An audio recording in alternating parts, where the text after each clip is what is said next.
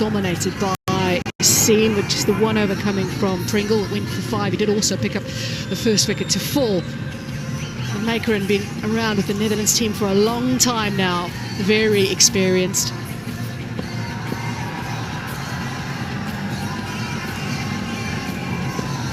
You're forgiven if you thought you might be watching this game from Kathmandu. Timing is beautiful. It is an excellent outfield. You get value for your shots despite the rain. What a start we've had to this game. One, atmosphere, unbelievable atmosphere. Here we are in Dallas, and this is basically a sellout crowd, and it's sold out to everyone that isn't in Nepal at the moment. They're all here. And what we're also seeing is a very high standard of cricket and very competitive. We've seen a couple of wickets fall, but we've seen in between times 1 or 2 glorious cricket shots as well. We've had everything. Well bowled by Van Meekeren, and yet another appeal. Another question asked of Langton.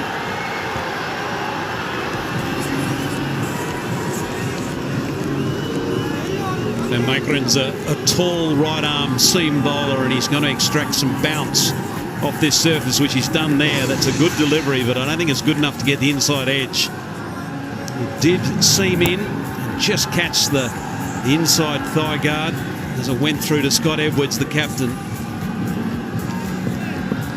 Some good bounce there.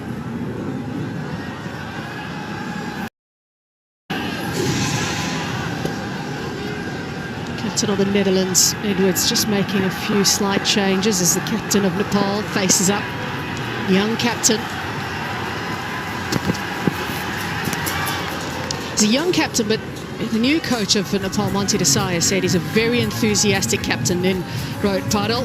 He's a big part of why their team is here as well. Just looking at that ball, there was an appeal from Van Meekeren. Obviously you can see it's pretty high, but also no inside edge. There was just a little flick of the back leg, so good decision by the umpire. There's a lot of noise out there, so good decision.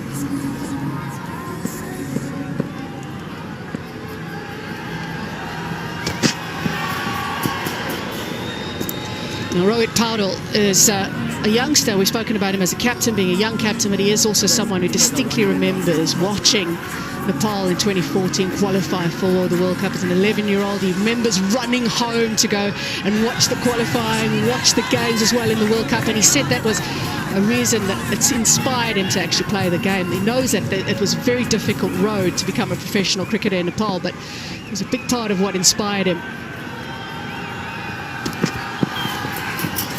Oh, and here he is, leading his team in a bit of a tough situation as the power play ends. It's 29 for 2.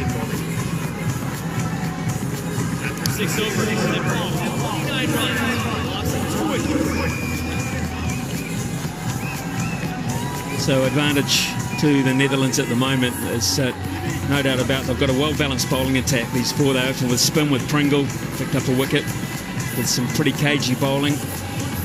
Kingma's been impressive, bowled 3, and looks like he's going to bowl straight through.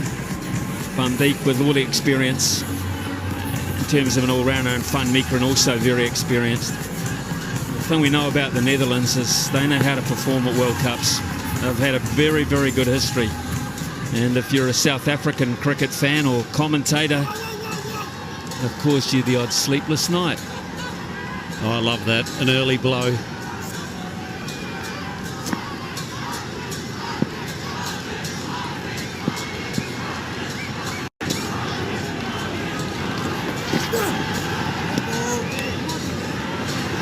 First 6 overs are always exciting in a T20, and there's a lot happening with the ball through the air, wasn't there, Tom? Certainly a bit of swing away from the right-handers, but there's also a couple of lovely drives. And this was the first wicket to fall, just that extra bit of bounce that Pringle got off the surface. Another lovely drive through the covers. And then the big LBW. Ball just seaming in to the right-hander.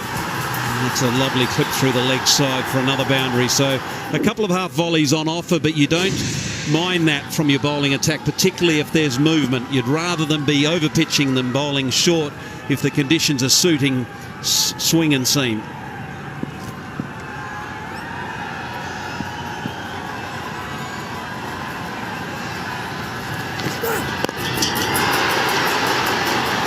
Yeah, I think it was Graham Smith that said it yesterday, that someone had a sense of humour, making sure the Netherlands were in the same group as South Africa, after what we've seen over the last couple of World Cups. Well, everyone's talking about India and Pakistan, aren't they? They're talking about that massive clash coming up in New York, but I'm looking forward to the Netherlands-South Africa.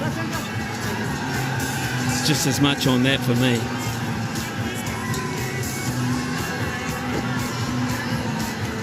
England-New Zealand will be a good one as well, Smithy. We've already had a super over in the tournament. That's really well manufactured. Gave himself more than enough room to go over the offside. I like this. They'll be basically playing the seamers from the crease. And because the seamers have been bowling a relatively good length, they haven't had to adjust. And by using his feet on this occasion, he's given the bowlers something to think about, but he's free the opportunity to free his arms. Relatively good length delivery, but he made it his delivery. Went leg side, got the balance right, got the body in good position, and when he played the shot, he was still, and that's the most important thing.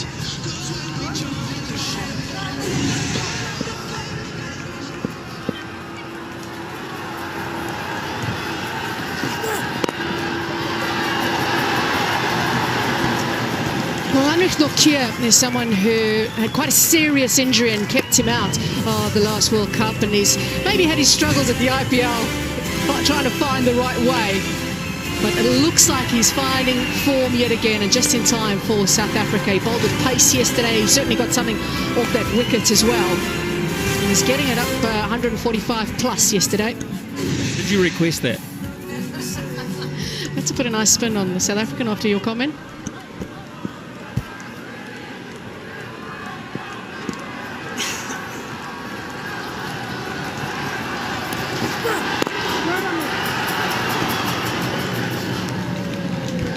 It was good to see Nokia back in form, as you quite rightly said, Natty.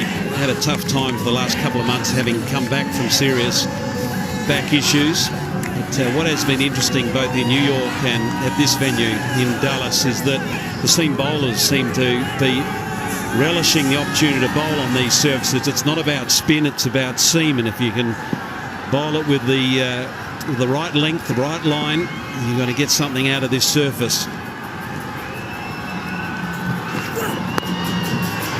Yeah, and interesting, they've decided to bowl Vivian Kingma out here, so quite early for him, because he does sometimes bowl in the closing overs for them, so it's an interesting decision. Oh, at the toss, Netherlands called it right in the end. They were going to have said they'll have a field first.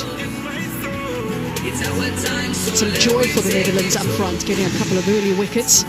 This crowd is just pushing this Nepal innings along. It's like an extra fielder.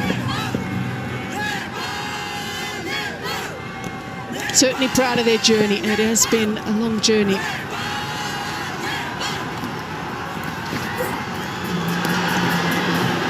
Not finished just yet, Vivian Kingma. Yeah, this will be interesting, and why the crowd could be important is later on.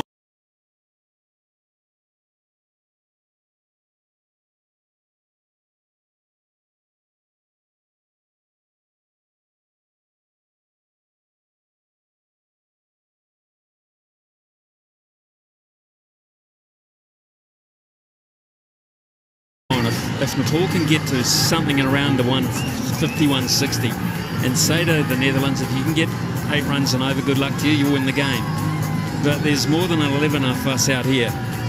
There's probably 6,000 of us you're up against. And that's what they need to do. They need to post the total, which brings the crowd factor in as well. There's the pressure. That's the big 12th man, 12 fielder. Big aspect.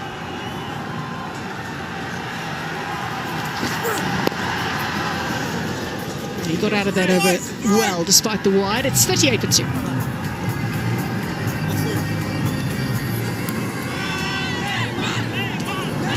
We're 15 for 2, and that was in the 4th over. So just starting to build a little bit of a partnership that's going at a runner ball. ICC mascot Blaze in amongst.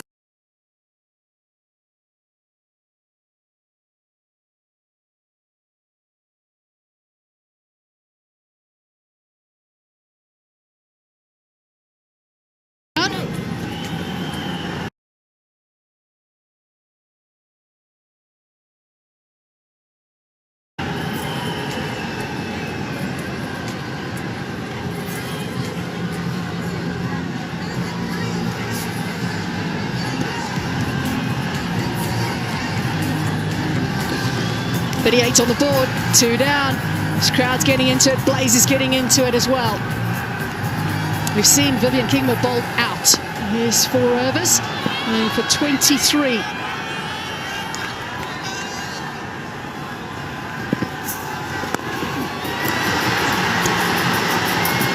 Pringle back for the Netherlands.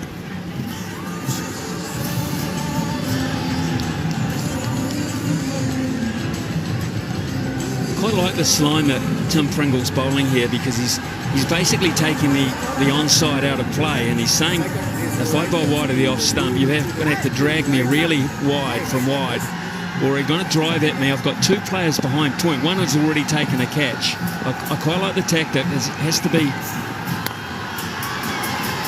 almost comes to fruition again, and you can see the plan. So Nepal, 2 right-handers have to get together, have a chat about what they're going to do about this plan, and whether they go across to off stump and get closer to the ball. But at the moment, Pringle's dominating, and it's pretty simple to see.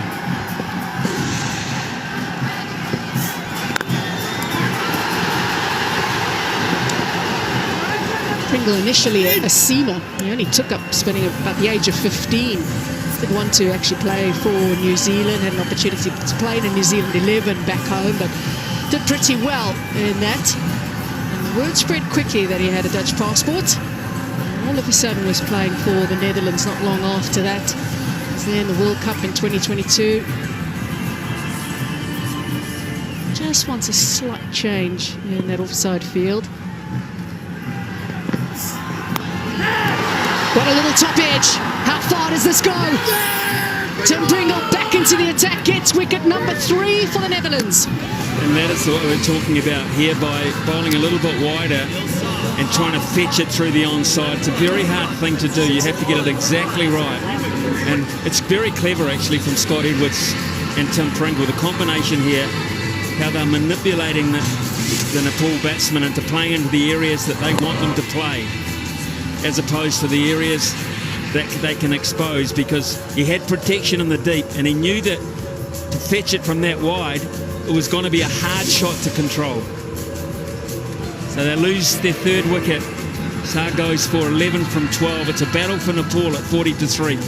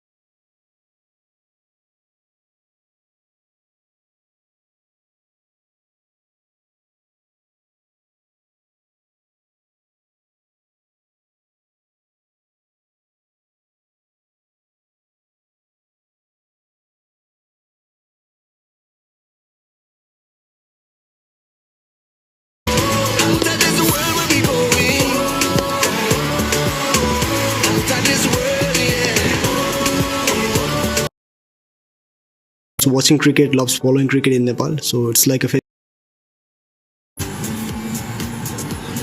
Natalie, you're not going to tell me that they all live in Dulles. They must have come from back home also, some of them.